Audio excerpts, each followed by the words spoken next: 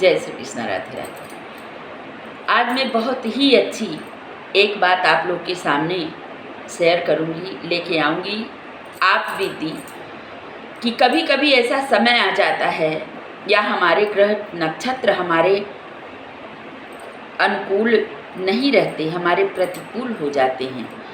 हमें ऐसे ऐसे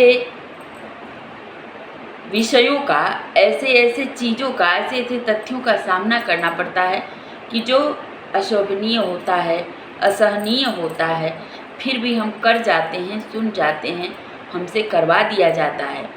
कभी कभी हमारे साथ निगेटिव एनर्जी या कभी कभी लोगों का ऐसा षड्यंत्र, ऐसा चाल हो जाता है कि जब हमारे अंदर बर्दाश्त करने की क्षमता खत्म हो जाती है, हम बर्दाश्त नहीं कर पाते हैं, तब हम हमारे हाथों से या हमसे या हमारे मुख से या हमारे शरीर से कुछ ऐसे कर्म हो जाते हैं कि ये उस समय का व्यूह रहता है। तो इस बात का हमेशा ध्यान रखिए आप लोग कि जब पांडवों पर विपत्ति आई थी तो अकेले श्री कृष्ण पांडवों के साथ थे, लेकिन फिर भी उन्हें अपने वक्त को भोगना पड़ा। वो भगवान थे, चाहते तो एक पल में कौरवों को समाप्त करके और हस्तिनापुर के सिंहासन पर पांडवों को बैठा सकते थे, लेकिन नहीं। जो लिखा था, जिस तरह से भोगना था, उनको अज्ञातवास जाना था, उनको अपने घर से बेघर होना था, उनको तमाम प्रकार की पीड़ाएं उठानी थी, उनको भिक्षा मांग कर खाना था। उन्होंने इतने इतने असहनीय कष्ट सहे, उनको सहना था, उनके भाग्य में लिखा था। भगवान उनके साथ थे क्योंकि कुंती को बुआ कहते थे। और अर्जुन नर और नारायण, अर्जुन अगर नर है तो कृष्ण नारायण थे और ये उनकी लीला थी। लेकिन लास्ट में क्या हुआ कि भगवान इतना सहने के बाद, पांडवों का के साथ इतना अत्याचार होने के बाद भी भगवान वहाँ गए थे और जा कर के कौरवों से सिर्फ 5 राज्य मांगा था कि अब युद्ध टल जाए, युद्ध ना हो। जैसे कल युद्ध होनी है, आज शाम को भगवान गए थे रात में और कौरवों से 5 राज्य मांगने, लेकिन शकुनी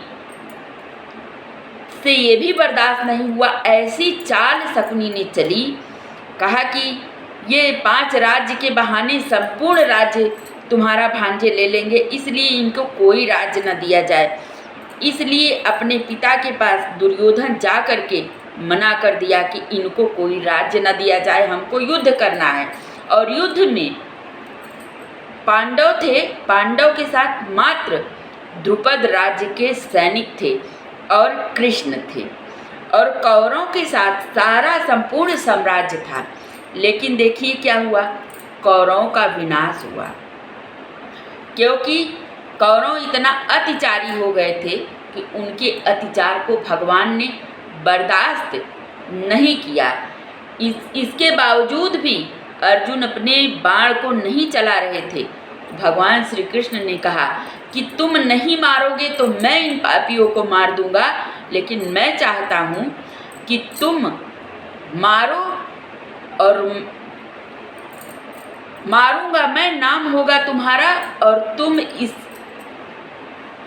इस विजेता के, तुम ही इसके जैसे कोई किसी, इस मेडल के विजेता तुम हो, इस विजेता का मेडल, इस विजय का मेडल तुम्हें मिलेगा,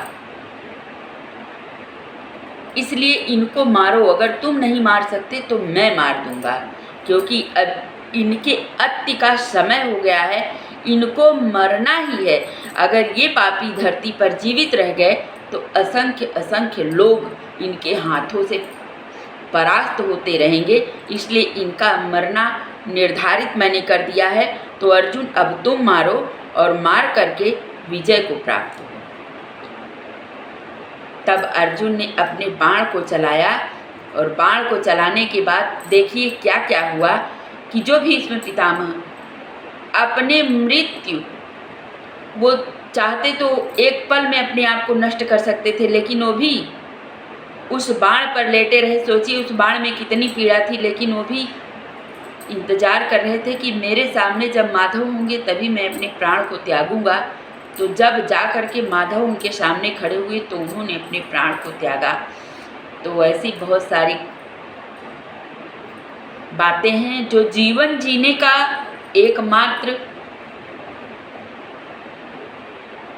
रास्ता बताती हैं कि नहीं, जीवन जियो, कितनी भी कठिन परिस्थितियाँ क्यों ना हो, उस परमेश्वर को याद करते हुए अपने जीवन को जियो। क्योंकि जब तक भगवान नहीं चाहेंगे न तुम मर सकते हो न कोई और मर सकता है। और भगवान पे भरोसा है तो एक ना एक दिन अति का अंत होगा। इस बात का भी प्रमाण शास्त्रों में दिया गया है। तो अभी के लिए मेरी कथा समाप्त हुई। जय श्री कृष्ण।